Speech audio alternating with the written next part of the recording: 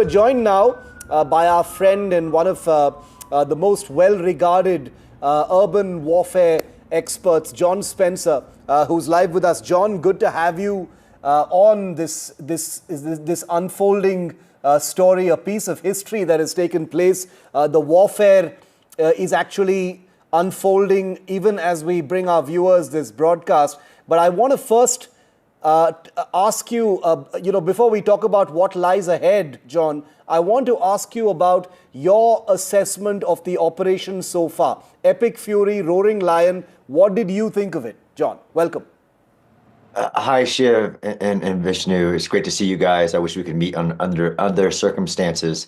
But so far in the opening 24 hours, just a very precision, systematic, and surprising operation. Although the Israelis were able to achieve air supremacy in the first 10 to 12 hours of the last operation, the 12-day war, it seems to be that the United States and Israel achieved air supremacy immediately, doing this daring daytime attack based on the intelligence of the Iranian senior leader, having a meeting, but then to continue that, the massive amounts of ordnance that have been dropped, the B-2 bomber has been used, over 900 targets from the U.S., or Israel, and 500 plus more others.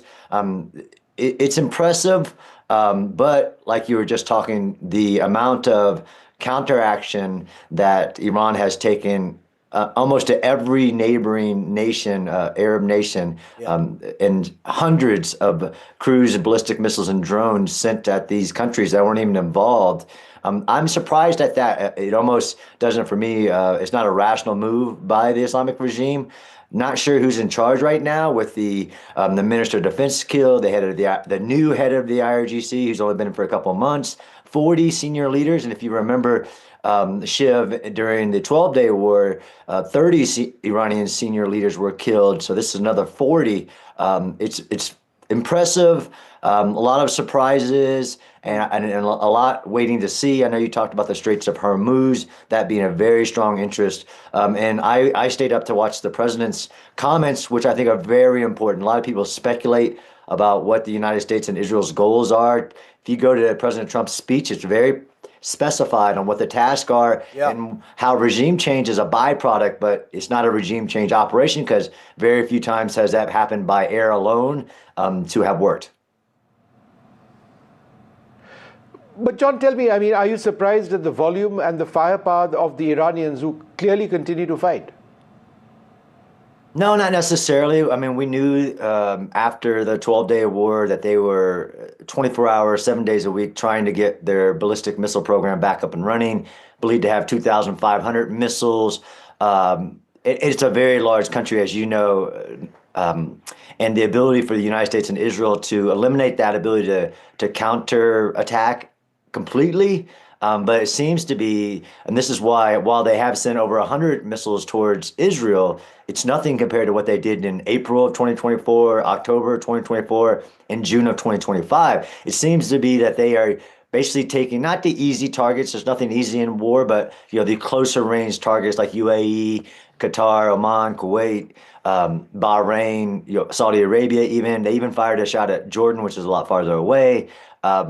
I'm not surprised that they still have capability. You never underestimate your enemy. I don't know how much longer they'll have this capability.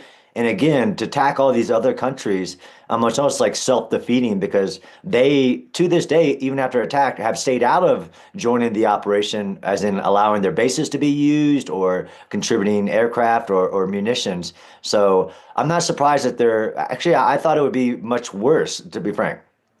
Do you think there will be more offensive operations of the kind that Trump and Netanyahu are threatening to execute, John, inside Iran, even as the Islamic regime, threatens to escalate things even further? Like you pointed out, they have demonstrated the ability to hit targets in Qatar, in Kuwait. We've got fresh pictures coming in from Kuwait right now, in Bahrain, in the United Arab Emirates as well. And these are US targets that have been hit by Iran. So do you see combat continuing inside Iran from Israel and the US? Absolutely. I don't think we'll see the end of this for days, weeks, and an Israeli-led operation during the 12-day war, which was expansive and achieved a lot, is nothing compared to a U.S.-led operation. I mean, in the opening 24 hours, they've dropped probably, and I know Vishnu is the air power guy that could inform me, but during the Persian Gulf War, the 43-day war, the United States put up 160,000 sorties, dropping over 250 bombs and missiles.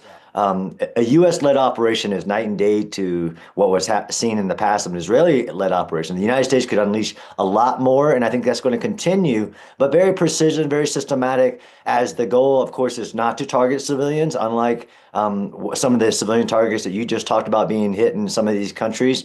These precision targets, and I mean, there are many, from missile launchers to the IRGC headquarters was hit. The amount of sorties and bombs that the United States could put on top of Iran, especially having air supremacy, it appears right now, is, I think, more than most people can remember. And I would point them back to the Persian Gulf 43-day war.